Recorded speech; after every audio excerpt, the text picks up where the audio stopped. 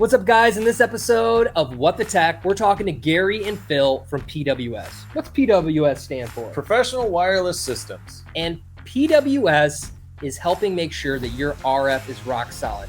You're going to learn a bunch of stuff in this episode. You're going to learn why you absolutely need to use a filter with wireless. You're going to learn how they do wireless for events like the Super Bowl and if people are actually really singing, and a whole bunch of other ear nuggets along the way. So why don't we just get into this show? All right, let's jump into it.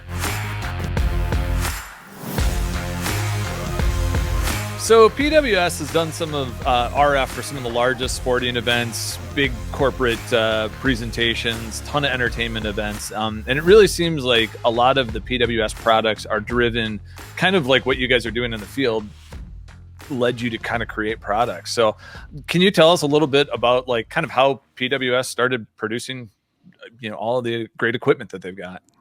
Sure. Yeah. I mean, PWS was founded by James Staffo, and he started off renting wireless equipment for events. And as they started doing larger events, they started to realize there were some, tools in the RF toolbox that they needed that they didn't have. And so they started to build things like helical antennas and multi-channel in-ear monitor combiners. They were kind of the first to build those things because it was things that they needed out at these shows. And so that's kind of what's driven product development at PWS, is always the sort of things that we use and think other wireless users would find helpful out in the field.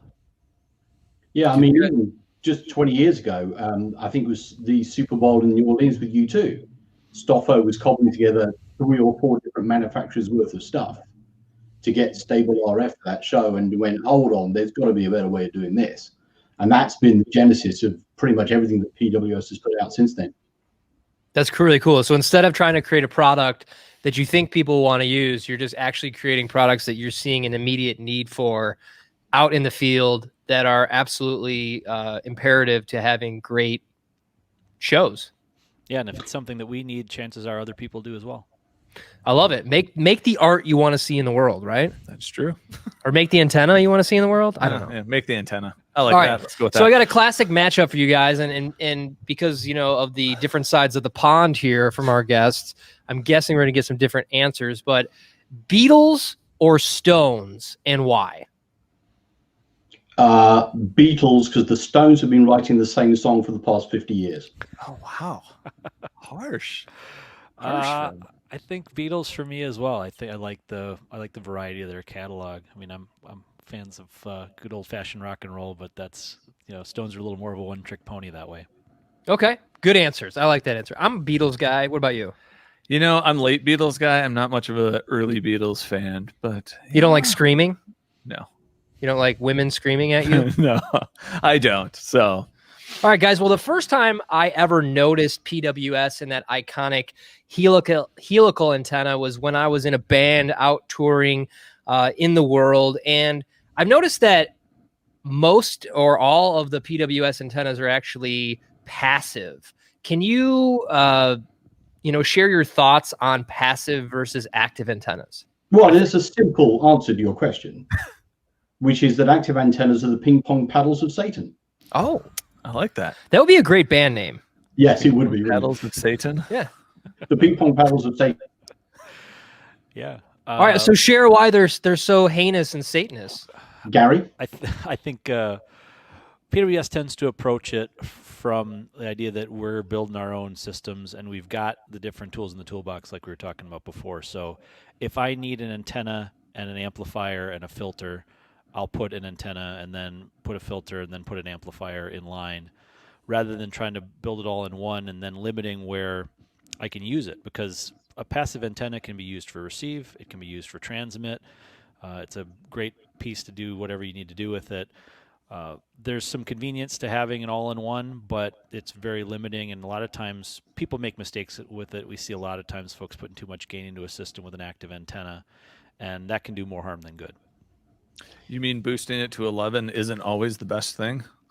Yeah. Do you take the preamp on your mixer and turn all of them full clockwise to make sure you get all the audio in? Sometimes. Yes. Depends on the sound you're going for. Yeah. In certain cases, more saturation is good. Yeah. This is not one of those cases. It is. I do find that amazing. That obviously being out in the field and talking with people, especially with in-ears, it is that age old, like, turn it up to 11, turn it up to 100 milliwatts, like, just blast it, it'll be better. And it's like, well, there's sometimes too much of a good thing, like, and most of the active antennas, you're looking at a plus 12 dB gain. You can get that out of a helical passively. Even our TS helical does 10 dB, which is close enough. The LPDAs do 6. And you always want to filter before you amplify. So if you've got an active antenna, you can't do that. Good point. So why do you want to filter before you amplify? I mean, get rid of all of the unwanted signal and have just the wanted signal. And depending on the active antenna you're using, some of them have filters in them, but they're generally very broad. And so being able to tailor the filter to exactly the receive range that you've got in that particular deployment, getting as narrow a filter as is practical. So you see just the signals that you want at your receiver, and you get rid of, maybe DTV or cellular band 71, the new, T-Mobile 600 meg stuff, or any of these other two-way radio devices, T-band radio. Anything that you can filter out is a good idea. Yeah, I gotta tell you one thing, and I don't know you that well yet, Gary, but one thing I love about Phil is I don't think he has a filter. No, Phil does not have a filter. Oh, no, he does. You should see me without it. Well, one of these days. I kind of like, I'm not, I know enough in RF to be dangerous, we'll say. But, I like saying, we were talking about, filtering before amplifying. It's kind of like a compressor. I always like talking about putting in a compressor before your EQ, because sometimes compressing after that, you sometimes create artifacts. Something that you don't actually want because of your EQ. So it's very similar in the RF world of, filtering out all the bad before you boost it up. There's a pro tip. There is a pro tip. That was a very good tip. And it's the same in the speaker system world. You time align before you system EQ. Yep. Because you can't EQ out time alignment issues. You just can't do it. So with this, when you filter before you amplify with RF, you get rid of the stuff you don't want. You amplify what you do want, and it's all best practice steps towards getting stable RF. I have a feeling a lot of people are going to watch this and realize they've been doing something wrong for a long time. Well, you got to learn, Yeah. And that's what this is all about. It is all about this. But, now for some fun stuff. We've been doing this on interviews. We have these cool things called pod decks. They're little interview questions. And we're going to pick one out and, get to learn more about Gary and Phil. Phil without the filter. I really would want to see that someday. So... what is the longest you've ever waited in line for something, and what is it, or what was it?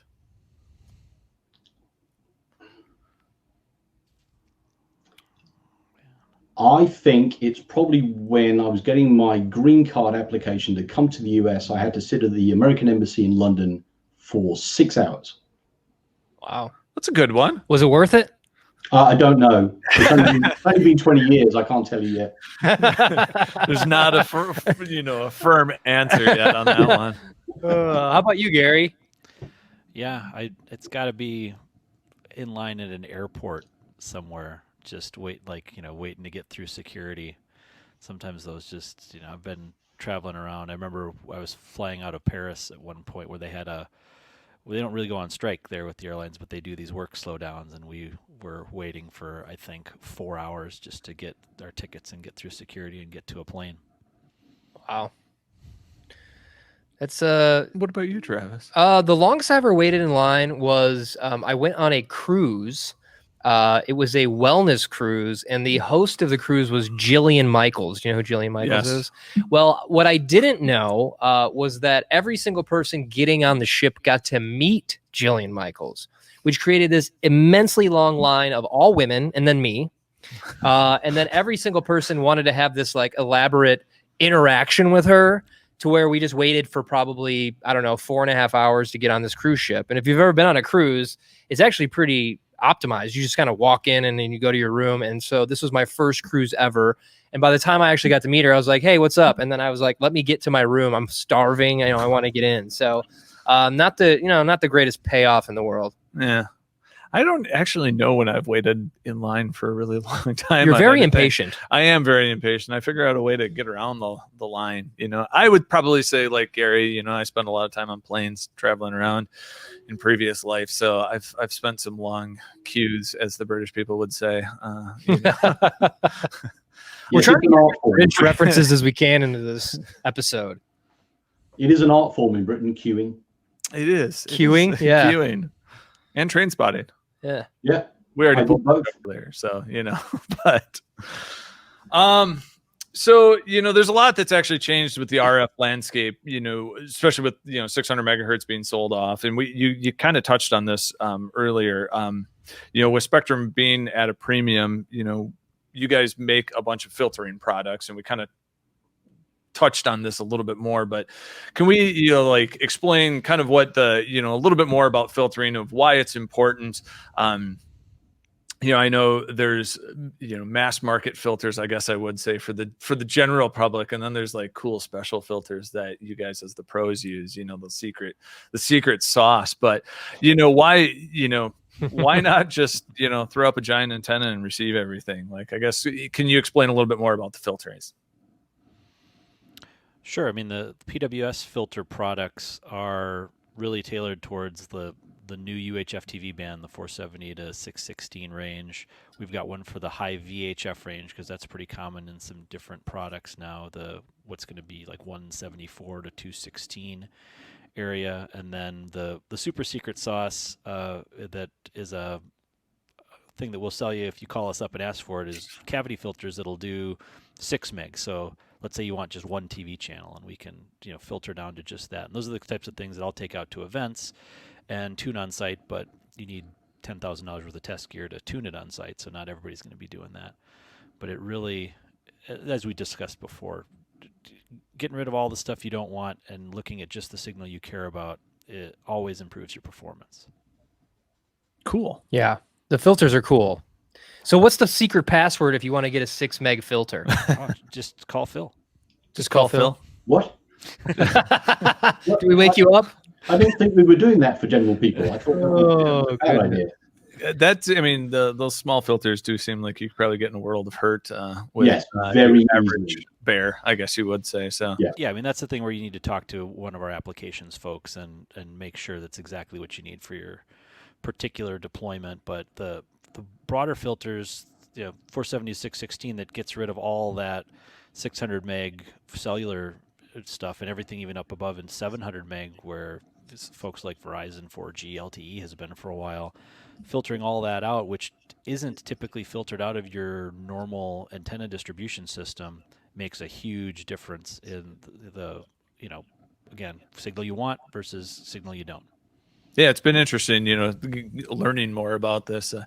I've done some things with Gary, and I get to pick his brain and get all the weird nerdy stuff behind the scenes. But it's cool to learn about this, because there's a lot of, I wouldn't say that they're bad practices that people get into, but it's just that the general practice. Now, knowledge is power. So I do think people think that RF is a mythical, magical unicorn creature that well, it's wireless, it just works everywhere, right? And they don't think about the pieces of the puzzle that you need to have really rock solid RF. Okay, so we were talking a little bit about filtering. My next question for you guys is it's kind of along the lines of filtering, but if you could look through anyone's email without them knowing, whose email would you look through? Gary. Way to pass the buck, Phil. Yeah. Well, I'm already reading through Phil's email. Gosh, man, so many people that you just want to know what's going on. That's a tough one. It is a tough one. I think Bill Gates' email would be interesting. Oh, that could be a good one. That's a good one, yeah. Yeah. Because he's working on vaccines right now. Supposedly. He can't get viruses off Windows, but... And nuclear power plants, vaccines and nuclear power plants. Oh, well, Yeah. I don't know who specifically, but I'm sure there's someone in the government who I'd be just fascinated to see what's going through their inbox. Some Area 51 stuff, or what are you thinking? Yeah, just like there's all of the things that you hear rumors about that you want to know what's really happening behind the So, scenes. so Gary, you'd like to read through their email, Yeah. the great they, them, their, Mm-hmm. Them. Yeah. them's email. I like that. Them's email. It's very X-Files. Very X-Files. I like it. Okay, so when you finally get the dream job for the Super Bowl or the big arena tour, can you share with us how we can handle setting up zone distribution? So when Justin Timberlake wants to dance all across the stage, that we can make sure that everybody can hear him doing his best Michael Jackson impersonation? Sure. Yeah. I mean, the zone distribution is kind of where I live now with the larger events that I do. I mean, we've always got people asking for more coverage, right? And you're just not really able to do 2 antennas and pick up the mic everywhere that they're going to want to go. Or, same thing, like we can't just set up 1 antenna for in-ear monitors and cover the area where they're going to be. So we do a lot of setting up multiple zones, and the engineering behind it is something that you want to talk to us about, because there's some technical bits that you want to understand with the power levels and where you are. But the short version of it is something like a PWS Alpha box that has 4 sets of A and B antenna inputs. So you could set up 4 different zones. So let's say you've got one on stage, maybe one backstage, you've got another one out at your front of house position, or there's a thrust that's going out there. Maybe you work in a TV studio where you've got studio A, B, and C and the weather desk that each need a set of antennas. And so that all comes into a common distribution box, and then that feeds out into your receivers. So now your receivers can pick up the transmitters in any of those zones. Cool. That was actually a trick question because nobody actually sings on the Super Bowl. They're all lip syncing. So sorry, Gary, but you've lost this round of wireless questions on what the tech. Yeah. You fell for it, Trender. Seriously. I'm telling you. I'm just kidding. That was a great answer. And something that you mentioned is contacting PWS for these kind of things. So I just want to make sure that our audience knows that if you're building something like this or you have questions, obviously you can contact AudioBiz, but PWS is also lending their expertise to making sure that your next zone distribution or whatever you're doing with wireless is absolutely perfect. And that's something that we love about you guys, is that you're super hyper focused on making wireless happen, as opposed to being a company that's trying to do everything for everyone. So thanks for all you do in that realm. So, yeah, there's a lot of times we'll have an off-the-shelf product that does exactly what you're looking for, but we do just like talking to people about their specific applications so we can make sure that we're discussing kind of the things that we talked through today, like what do you have for antennas? What are you doing for filtering? What does your amplification look like? Kind of talking through all that RF gain structure, talking through the different areas that you're trying to get coverage, and then being able to recommend the right thing for that specific setup. And setting up RF it's a lot like a golf swing. It's not particularly complicated, but if one of those things gets out of step a little bit, then you're suddenly 20 yards to the right or the left. So stable RF is building best practice, and then another layer of best practice, and then another layer of best practice. And you as long as you start and you work your way up, it'll be fine. But if you skew one of them, then there's a chance that you're going to end up in the rough. So we like to talk to people and just go through that systematically from bottom to top and make sure that every layer that we can possibly put in is in place. I like that analogy, the golf swing. The golf swing of RF. The golf swing of RF. You should do like a fake video on No, I was just thinking of like poignant thoughts of Phil, like a calendar, like that, have little Phil nuggets in there. Yeah. Little Phil nuggets. I was thinking more of like a Phil, That's a bad way like to a say bathing suit calendar, 2021. So Gary, what is the strangest zone system? Like, what's the strangest zone that somebody wanted to be picked up? Like the weirdest area or something you've ever done? I mean, it's not necessarily weird, but you've got broadcast events where we're setting up for wireless intercom as well as microphones and in-ears.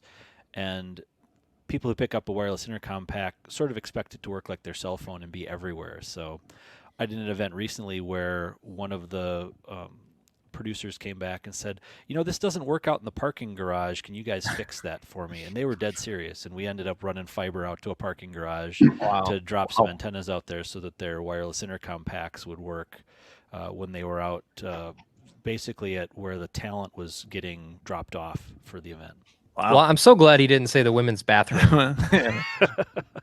That's the other bad thing about RF, Sometimes you hear those awkward things going on. Yeah, you got to turn off your body pack before you, do your business, so to speak. Everybody's seen The Naked Gun, right? Yes. I always want to talk about this too, because PWS does some really cool things. And every time I talk to you guys, it's always about these weird jobs and things that you've done. And I thought one of the coolest one was learning how you guys mic'd the holes on like the PGA, to hear a ball go in the hole. So hear it hit the cup. It's amazing. Like you don't like even comprehend that that's a thing. You just hear it and you're like, oh, it's golf, and you're like, oh wait, how did they, put a microphone in the ground and make it work? When you think about, you got to put a waterproof 3D printed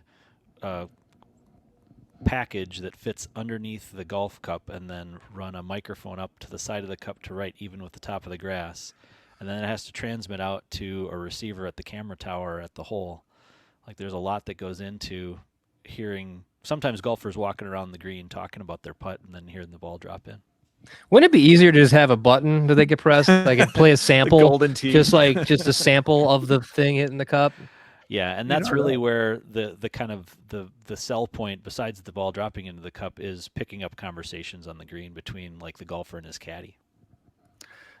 How long, we kind of touched on, a lot of these things are kind of derived from the need that you guys, but like how long does it take to come up with the idea of let's make this contraption for, like an event? Yeah. Is this developed over years? Is this, multiple events? You're like, hey, let's try this and let's try that.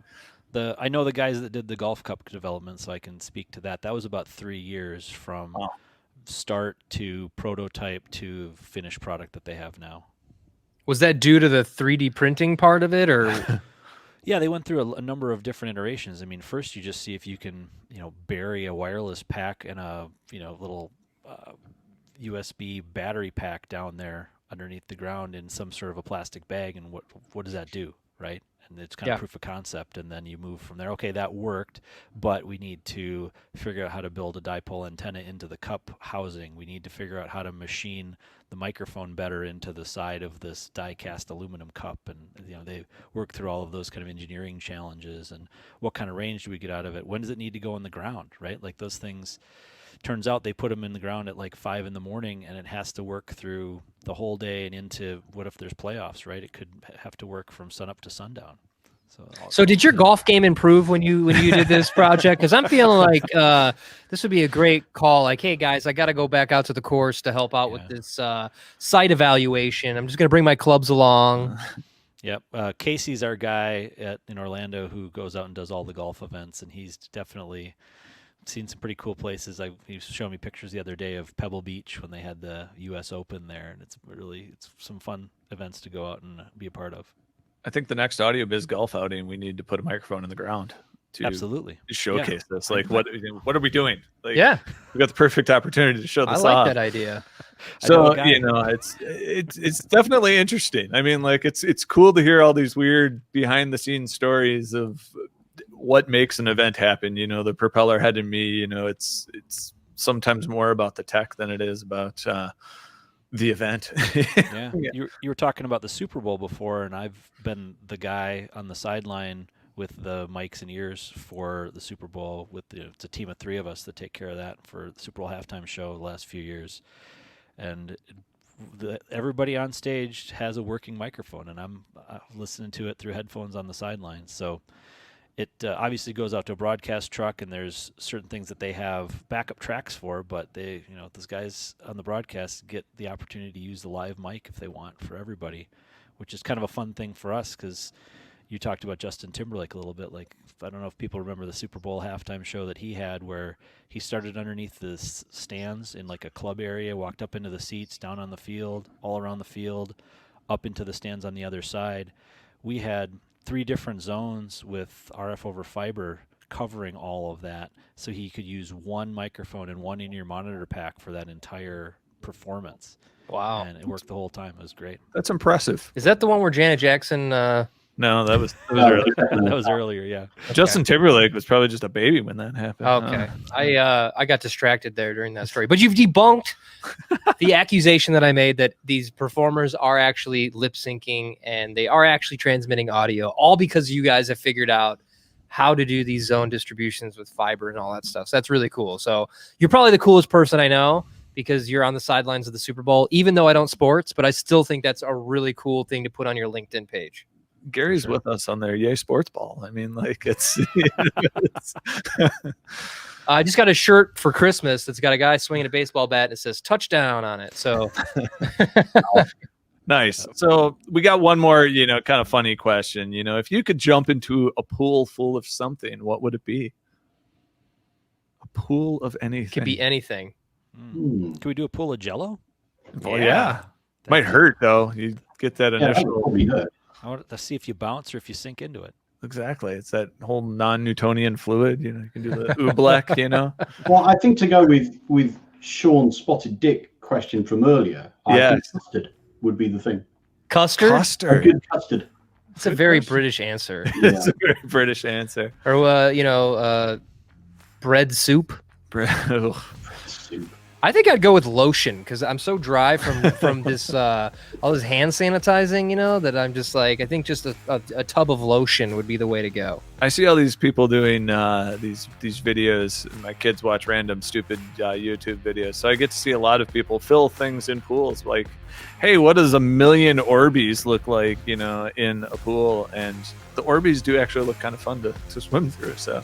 If you don't know what an Orby is, I don't. Google it. It's like this little pellet you put in water and it expands. Oh, okay, they're water balls. It kind of looks fun, So. All right, guys. Well, we really appreciate you coming on to What the Tech. Thank you for delivering amazing RF solutions and sharing all this information with our audience, because, at AudioBiz, our goal is to help all of our dealers and end users get the best possible solution. And it's great to know that we can call on you and use your products to make sure that their productions and everything that they're doing goes super smooth. So on behalf of myself and Redbeard, thanks for coming on What the Tech, and hopefully we can do this again soon. Absolutely. Thanks for having us. Yeah, thanks, guys. Thanks.